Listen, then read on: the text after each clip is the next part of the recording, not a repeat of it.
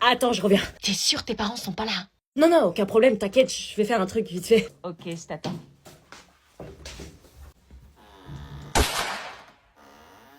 Pourquoi il est bizarre comme ça? Tu fais quoi, bébé? Rien, je me lave les mains. Pourquoi t'as fermé la porte alors?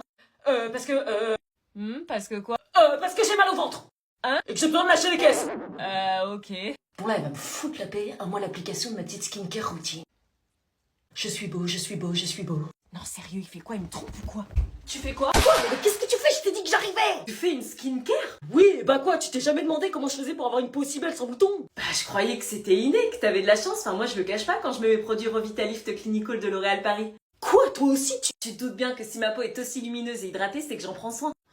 C'est grâce à ce sérum et à cette crème que j'ai un glow d'été toute l'année. Oui, bah oui, je t'ai menti. Comment veux-tu que j'ai zéro excès de sébum si j'utilise pas en première étape le nettoyant moussant anti-imperfection de L'Oréal Men Expert? Comment veux-tu que j'ai une peau aussi lisse sans boutons si j'utilise pas en deuxième étape le sérum anti-imperfection qui me garantit des résultats sur l'acné en seulement 7 jours? J'ai rien dit. Et comment veux-tu que j'ai une peau aussi hydratée sans leur hydratant matifiant qui promet une peau matifiée toute la journée et leur pâte SOS anti-imperfection qui atténue les boutons dès le premier matin? Eh ouais, donc t'es trop beau, j'adore toucher ta peau, j'adore ton flow, ça demande des efforts, L'Oréal Men Expert, madame. Mais j'ai rien dit, tu sais. Ouais. On peut partager si tu veux. Si ça fait comme ça, j'ai pas mon bac. T'es prête, meuf? On va être en retard. Ça y est, je suis prête. Tu vas où comme ça? Bah, au grand oral. Quoi? Non mais attends, tu vas pas à un examen d'oral comme ça? Bah, si. T'es malade, meuf? Bah, j'ai pas révisé, tu veux que je fasse quoi d'autre? Bah, je sais pas, t'appuyer sur tes connaissances, pas sur ton physique. J'ai rien à proposer d'intellectuel, du coup, je vais chercher mon bac par tous les moyens. Non mais t'as vu comment t'es sapée? C'est l'heure de jouer sur la carte du physique, vu que je sais rien faire. C'est un oral, pas une audition pour Miss France, meuf. Bah, j'ai pas assez révisé, je suis dans la merde. Bah, fallait réviser. Ouais, bah là, trop tard, je peux plus. Mais t'es folle, le jury te note pas sur ton outfit, on n'est pas sur les reines du shopping, là. Je mise sur mon physique, ça me sauvera peut-être. Ah ouais, comment ça peut te sauver? On joue sur la distraction stratégique, la technique, tu la connais pas? Non. Mon outfit va les déconcentrer de ce que je dis, et comme je vais dire de la merde, ça va faire diversion. Du coup, plus de chances d'avoir une bonne note. Vous avez vraiment un avantage concurrentiel sur nous. Dégage le gnome. C'est complètement dingue de faire ça, c'est dégueu, il faut être dans une tenue dans laquelle tu te sens bien et où tu es naturel, c'est la prof qui l'a dit. Si avec ça, le jury craque pas.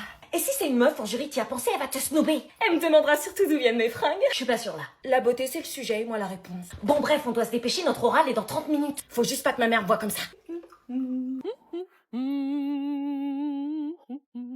Vous ai ramené un petit jus de...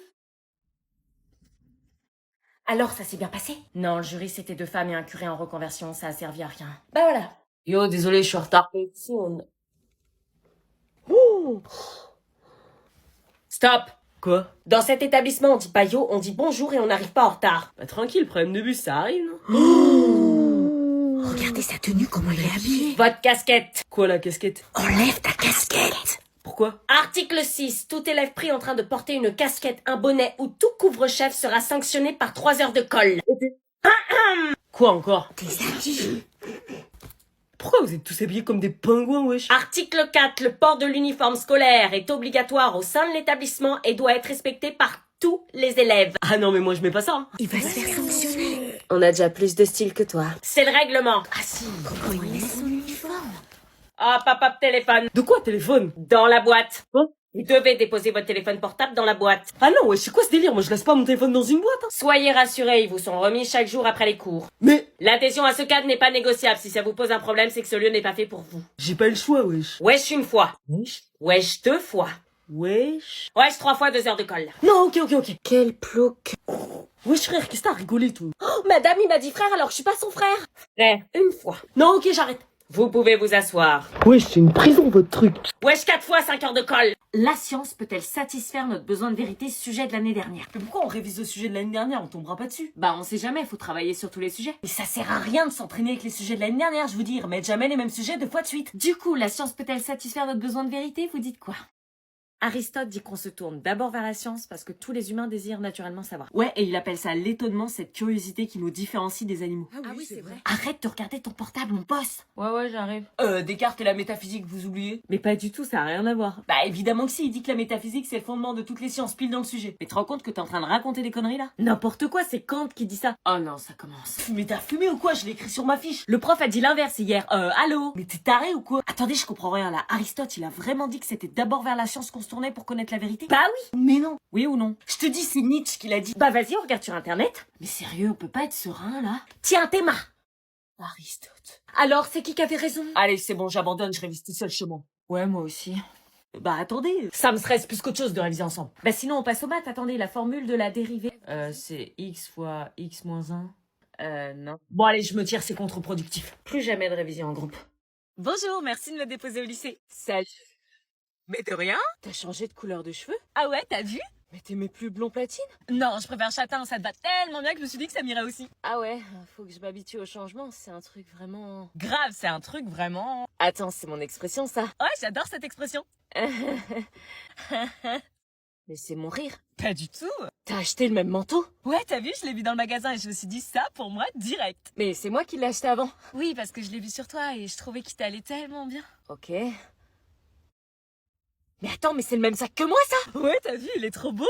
Ouais, c'est pour ça que je l'ai acheté. Pourquoi tu te prends la tête là? Mais c'est insupportable les amis qui te copient pour faire tout comme toi. Mais elle te copie pas, oh. Elle a pas de personnalité ou quoi? Eh. Je fais tout pour me démarquer des autres et elle me prend tout. Tu parles quand même d'une de tes plus fidèles amies. Ça va?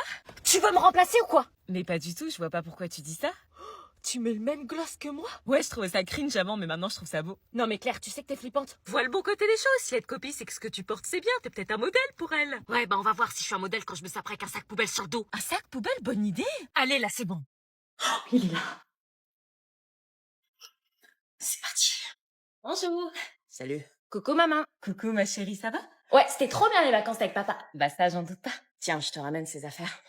Merci, ça te va bien le sweat? Merci. De rien. Et toi, ça te va bien la robe? Enfin, j'aimais bien quand tu la mettais. C'est vrai que tu l'aimais bien, dans le salon, la salle de bain. Ouais. Tes bons souvenirs. Bon, ben, je vais y aller. Attends, tu veux pas entrer 5 minutes boire un verre? Non, vaut mieux pas. C'est juste un verre. Tu sais comment ça va finir. Oui, tu as raison, pas de souci. Bisous papa. Tu prends bien soin de maman. Oui, oui. Allez, j'y vais. Prends soin de toi aussi. J'y manquerai pas. À la semaine prochaine. Only love can hurt like this. Must have been a deadly kiss. Only love can hurt like this. Yeah, I wouldn't care if you walked. J'ai donc suivi votre conseil d'organiser un tête-à-tête romantique pour leur rappeler le restaurant de Venise. Et je n'avais pas manqué de préparer leur repas préféré. Lasagne. Et j'avais mis en fond leur musique de mariage. Je voulais les aider et tenter ma dernière carte pour sauver leur couple. Et accessoirement sauver notre famille. Il fallait juste qu'ils acceptent de se redonner une chance. Et contre toute attente, ils étaient prêts à faire des efforts et faire des concessions. Votre proposition avait fonctionné. Ma famille était sauvée. N'oublie pas, parfois des parents divorcés, c'est mieux. Oui, t'inquiète. Ne jamais rien prendre pour acquis. J'allais enfin retrouver mes parents. Cette histoire de divorce était derrière nous. Fini les engueulades incessantes, fini les écouteurs volume à fond pour masquer les cris. J'allais enfin repartir sur une vie paisible comme avant. Abby. Quoi? Papa et maman, Ouais, t'as vu, c'est génial, ils se remettent ensemble, ils divorcent plus. T'es pas contente, c'est pas ce qu'on voulait, une vraie famille? Si, Bah alors pourquoi tu pleures? parce qu'ils se disputent. Quoi? Mais non, Écoute, Je ne te supporte plus, je veux que tu dégages. Je fais ce que je veux, mon voisinage. Comment tu veux qu'on avance avec cette montée? C'est insupportable, je crois que c'est toi qui fais tout en l'air. Comment j'ai fait pour me marier avec toi? Pourquoi n'arrivait-il pas à faire des concessions? Pourquoi est-ce qu'ils s'engueulaient toujours? Est-ce qu'on avait fait une erreur?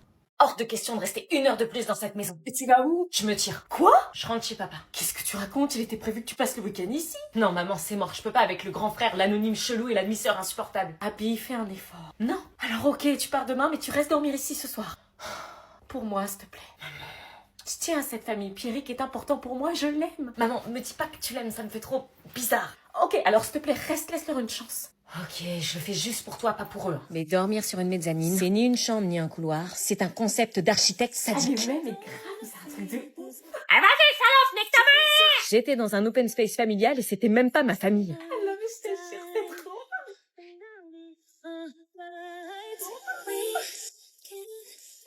Évidemment qu'elle n'entend pas. Maman, Abby, t'es pas couchée? Chloé et l'anonyme, ils m'empêchent de dormir, ils font trop de bruit, tu peux pas leur dire, s'il te plaît? Bah, va leur dire toi-même. Non, le courant passe pas, ils me mettent mal à l'aise, ils ont pas l'air commodes. Mais non, ils sont super sympas. Chloé, elle est froide au premier abord, mais elle est super cool, tu verras. Super, merci de ton soutien, maman. Tu peux parler moins fort et baisser la musique, s'il te plaît? Quoi? Je peux pas dormir, en fait. C'est un soir de vacances scolaires et tu me fais chier, t'es sérieuse? Bah ouais, mais je te dis que je peux pas dormir. RAF. Quoi? Rien à foutre. C'était vraiment un enfer cette famille recomposée. Et c'était à moi de faire les efforts. Alors, comme ça, on dort pas, la marmotte? Et en plus, c'était un dégueu. Putain, ça dort pas. Vous me confirmez que je pars demain? Nous voilà donc arrivés dans cette mystérieuse soirée chez ce fameux Étienne dont elle refusait de me parler. Me voilà arrivée chez mon mec. Comme d'habitude, j'étais toujours la plus belle de la soirée. Par contre, ma demi-sœur, elle était de trop. J'espère qu'elle allait pas me suivre comme un petit chien. J'avais pas l'habitude des soirées et celle-ci me mettait pas forcément en confiance. J'ai toujours détesté d'être au milieu de gens que je ne connaissais pas. Je revenais à peine de me remettre des émotions du Uber que je devais déjà jouer à cache-cache avec ma demi-sœur. Faut que je la perde de vue. Faut surtout pas que je la perde de vue. Elle peut pas me lâcher celle-là, sérieux.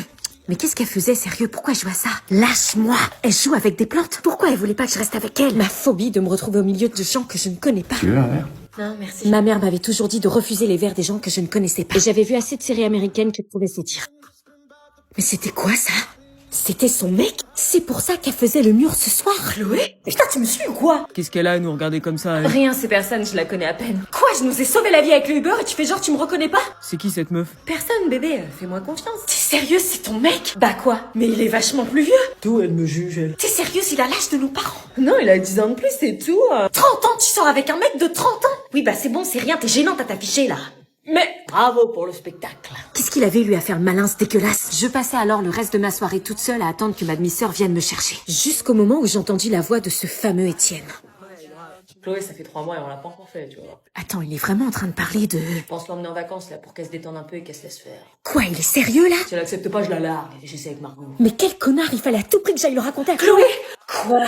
J'ai entendu ton mec parler de toi, il en a rien à faire de toi, il veut juste profiter. Arrête, il m'aime, tu dis ça parce que t'es jalouse. Non, je te jure, je l'ai entendu. Mais tu te prends pour qui? Fous-moi la paix, t'as pas intérêt à en parler. Est-ce que j'en parle à quelqu'un?